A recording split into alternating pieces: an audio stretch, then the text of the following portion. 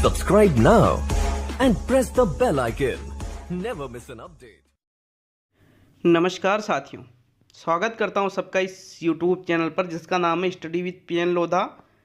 मित्रों, रीट एग्ज़ाम हेतु शिक्षा मनोविज्ञान का टेस्ट नंबर 33 लेकर आया हूं।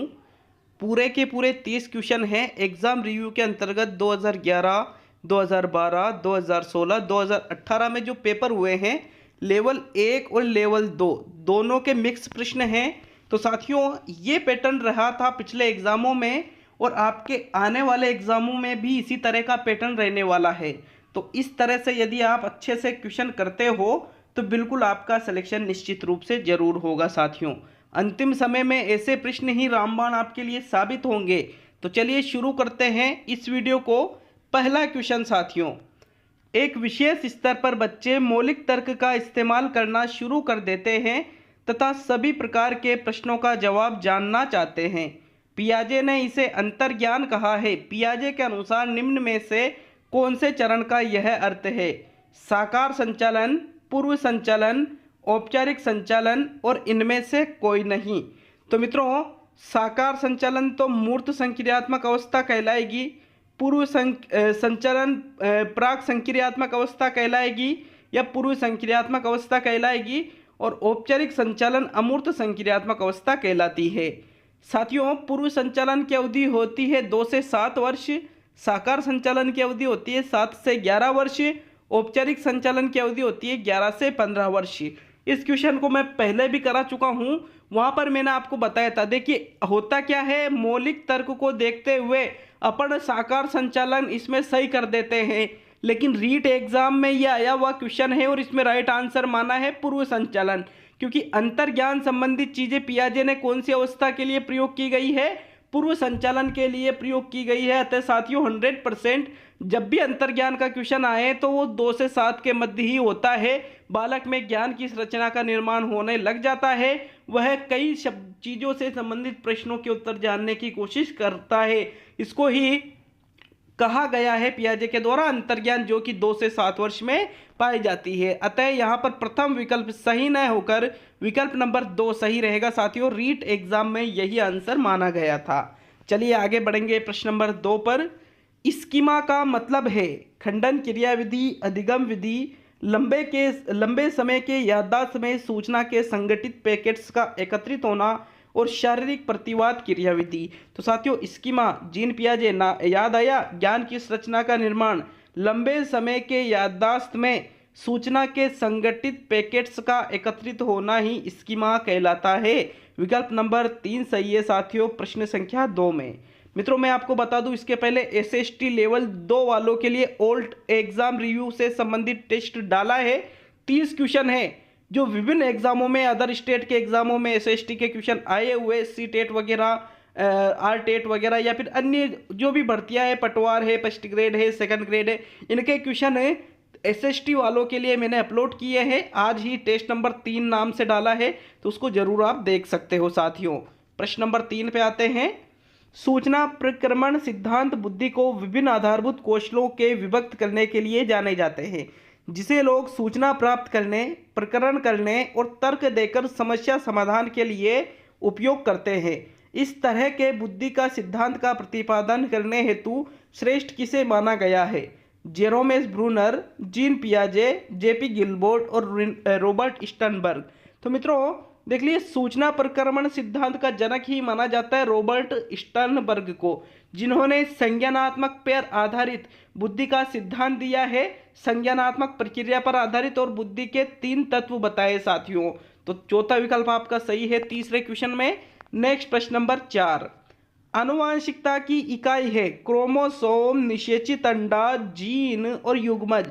तो साथियों, आनुवांशिकता की इकाई माना जाता है जीन को, जिससे कि जो आनुवांशिकता के जो गुण हैं उनका एक पीढ़ी से दूसरी पीढ़ी तक ट्रांसफर होता है, उन गुणों का स्थानांतरण होता है साथियों। विकल्प नंबर 3 सही है चौथे क्वेश्चन में। नेक्स्ट प्रश्न नंबर 5। अधिगम अंतरण का थांडाइक सिद्धांत कहा जाता है। अंतरण मतलब होता है साथियों स्थानांतरण। अधिगम स्थानांतरण में थॉर्नडाइक ने जो सिद्धांत दिया है उसको समानता का सिद्धांत कहेंगे, अनुरूप तत्वों का सिद्धांत कहेंगे औपचारिक नियमों का सिद्धांत कहेंगे और इनमें से कोई नहीं।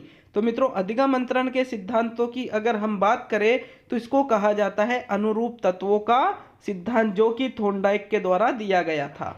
सेकंड विकल्प पांचवें प्रश्न में सही है। नेक्स्ट आता है प्रश्न नंबर 6। रिक्त स्थान है कि अवस्था तक बालक की दृष्टि एवं श्रवण इंद्रियां पूर्ण विकसित हो चुकी होती है। 3 अथवा 4 वर्ष, 6 अथवा 7 वर्ष, 8 अथवा 9 वर्ष और इनमें से कोई नहीं। तो मित्रों दृष्टि मतलब देखने से संबंधित जो इंद्रिय हमारी होती है आंखें, और श्रवण इंद्रिय मतलब कान, तो ये पूर्ण रूप से विकसित हो जाती है 8 से 9 वर्ष के लगभग।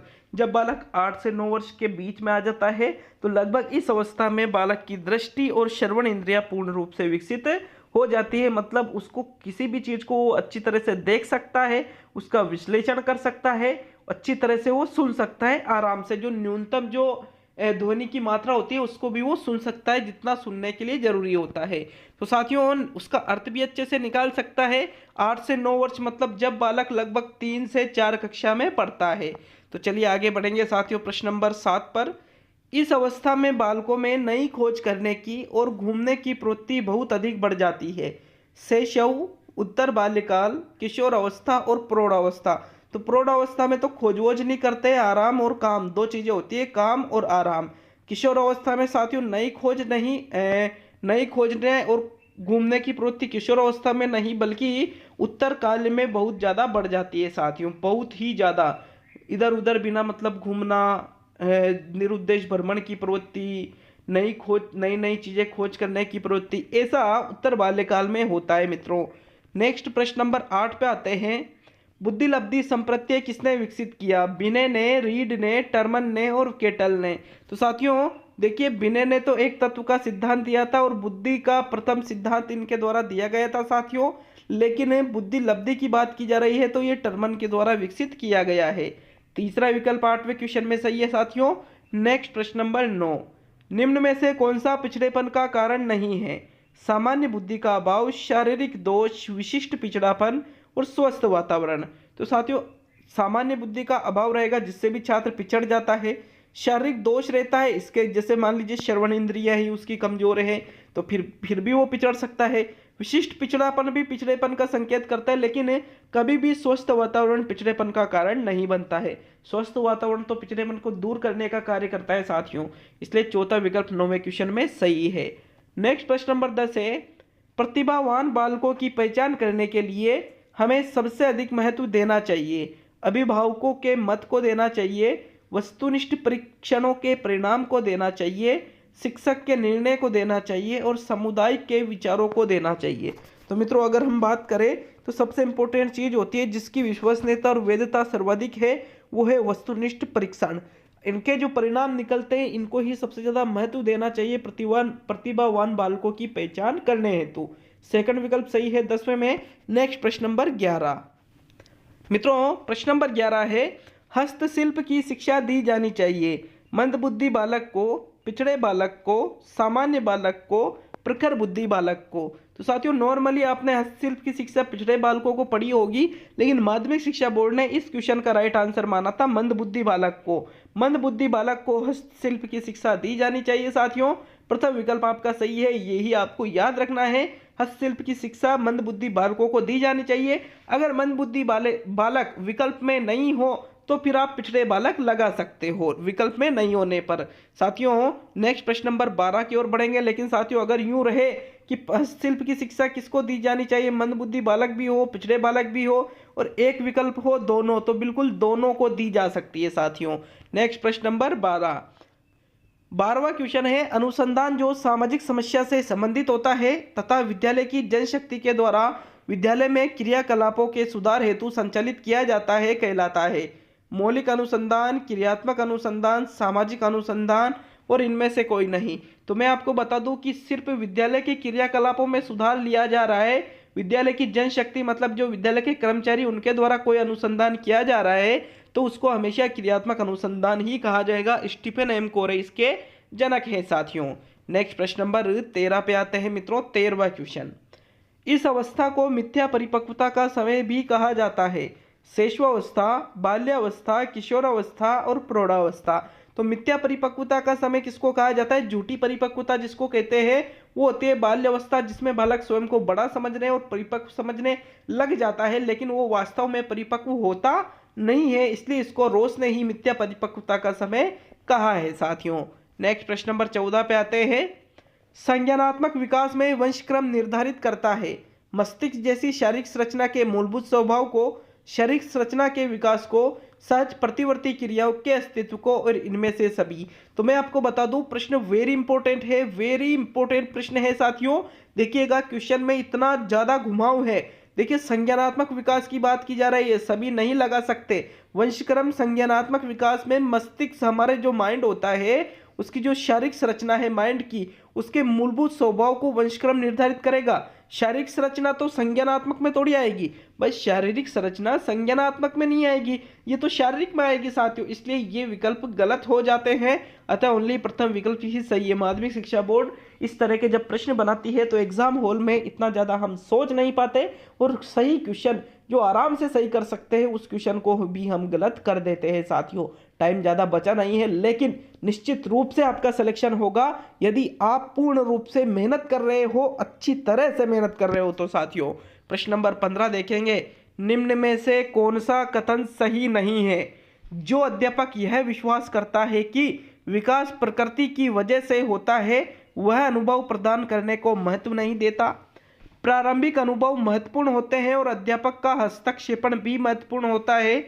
प्रारंभिक जीवन की नकारात्मक घटनाओं के प्रभाव से कोई भी अध्यापक बचाव नहीं कर सकता है और व्यावहारिक परिवर्तन के संदर्भ में विकास वातावरणीय प्रभावों के फलस्वरूप होता है। तो मित्रों सही कथन नहीं है। देखिए चौथा, दूसरा, पहला बिल्कुल सही कथन है, लेकिन तीसरा विकल्प क्या कह रहा है कि प्रारंभिक जीवन की नकारात्मक घटनाओं के प्रभाव से कोई भी अध्यापक बचाव नहीं कर सकता। गलत बात है ना, बिल्कुल प्रभावित कर सकता है साथियों। तीसरा विकल्प आपका सही है, क्योंकि नकारात्मक घटनाएं सभी के जीवन में होती है, लेकिन किसी के जीवन में अच्छे अध्यापक मिल जाते हैं तो उनको अच्छी तरह से कन्वर्ट किया जा सकता है साथियों, उनसे बचाव किया जा सकता है। तीसरा विकल्प सही रहेगा प्रश्न 15 में। नेक्स्ट प्रश्न नंबर 16। निम्न में से कौन सी विशेषता परिपक्वता को अधिगम से अलग करती है? यह एक स्वाभाविक प्रक्रिया है, यह अभ्यास पर निर्भर करती है, यह प्रेरकों पर निर्भर करती है और यह जीवन पर्यंत चलने वाली प्रक्रिया है। तो मित्रों अगर हम बात करें परिपक्वता और अधिगम, परिपक्वता अपने आप होता है और अधिगम स्वाभाविक नहीं है साथियों। यह इसलिए फिर अधिगम को अर्जित किया जाता है, इसलिए ये एक स्वाभाविक प्रक्रिया है। ये चीज़ परिपक्वता को अधिगम से अलग करती है, क्योंकि परिपक्वता अपने आप आना ही है, स्वाभाविकता है साथियों ये। प्रश्न नंबर 17। वह संधि काल में निम्न में से कौन बाह्य अभिव्यक्ति नहीं है?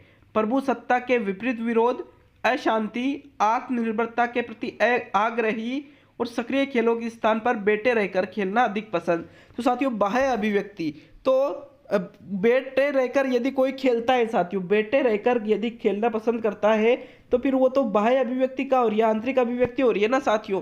जबकि आत्मनिर्भरता के प्रति आग्रही, अशांति, विरोध करना ये तो बाह्य अभिव्यक्ति है, इसलिए चौथा विकल्प सही है 17वें क्वेश्चन में। नेक्स्ट प्रश्न नंबर 18।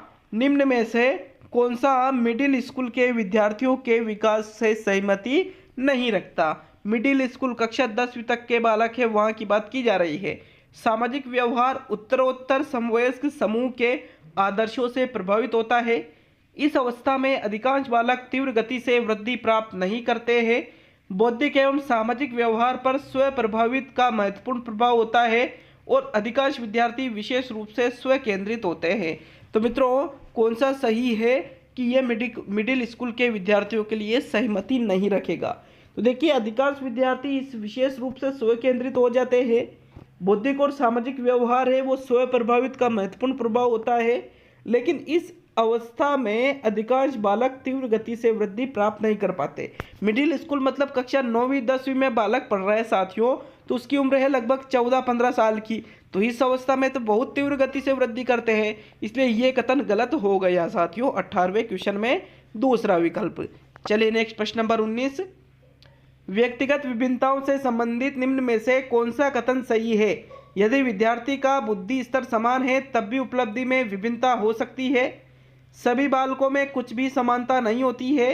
व्यक्तिगत विभिन्नताओं के वक्र खींचकर दिखने पर वह एक दिशा की ओर झुक जाता है और व्यक्तिगत विभिन्नताएं वंशक्रम के कारण होती है।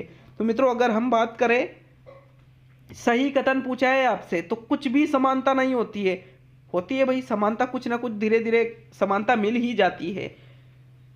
व्यक्तिगत विभिन्नताओं को वक्र खींचकर देखोगे तो एक दिशा की ओर नहीं झुकेगा, बल्कि अलग अलग दिशाओं में जाएगा। ये वंशक्रम के कारण ही नहीं, वातावरण के कारण भी होती है, लेकिन ये बुद्धि स्तर समान होने पर भी उपलब्धि में विभिन्नता हो सकती है।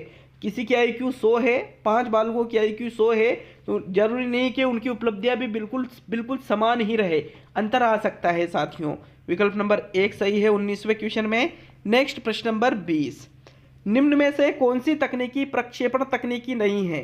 खेल तकनीकी, शब्द साहचर्य परीक्षण, चित्र साहचर्य परीक्षण और व्यक्तिगत अध्ययन। तो मित्रों, खेल तकनीकी, शब्द साहचर्य परीक्षण, चित्र साहचर्य परीक्षण।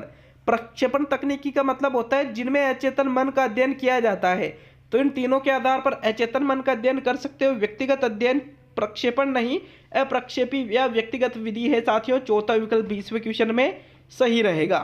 नेक्स्ट प्रश्न नंबर 21, निम्न में से कौन सी पिछड़े हुए बालकों की विशेषता नहीं है? अपने प्रकृति प्रदत्त योग्यताओं से कम स्तर की शैक्षिक उपलब्धि का प्रदर्शन करते हैं, सामान्य विद्यालयी कार्य के साथ वे गति नहीं रख पाते हैं, अपनी आयु के बालकों से काफ़ी पिछड़ जाते हैं और कम बुद्धि रखते हैं। तो जो पिछड़ा बालक है बिल्कुल अपने आयु के बालकों से काफ़ी पिछड़ जाएगा। सामान्य विद्यालय में जो कार्य दिया जाता है उसके साथ वो गति भी नहीं कर पाएंगे क्योंकि वो पिछड़े हैं। अपनी प्रकृति प्रदत्त योग्यताओं से कम स्तर की शैक्षिक उपलब्धि का भी प्रदर्शन करते हैं, जितनी उपलब्धि उनमें होनी चाहिए उससे कम, और कम बुद्धि रखते हैं। तो साथियों, ऐसा नहीं है कि पिछड़ा बालक कम बुद्धि ही रखे, ऐसा आवश्यक नहीं होता है। उनके कार्य पिछड़ जो होते हैं वो पिछड़े होते हैं साथियों। चौथा, एक सामान्य बालक भी पिछड़ा बालक हो सकता है, एक प्रतिभाशाली बालक भी पिछड़ा बालक हो सकता है साथियों। चौथा विकल्प सही है 21 में। नेक्स्ट प्रश्न नंबर 22, निम्न में से कौन सा तरीका प्रत्यक्ष समायोजन का है? प्रक्षेपण, दमन, प्रतिगमन और लक्ष्यों का प्रतिस्थापन। तो मित्रों, रीट में ये क्वेश्चन आया था, तो यहाँ पर तीसरा और चौथा दोनों ही विकल्प सही माना था।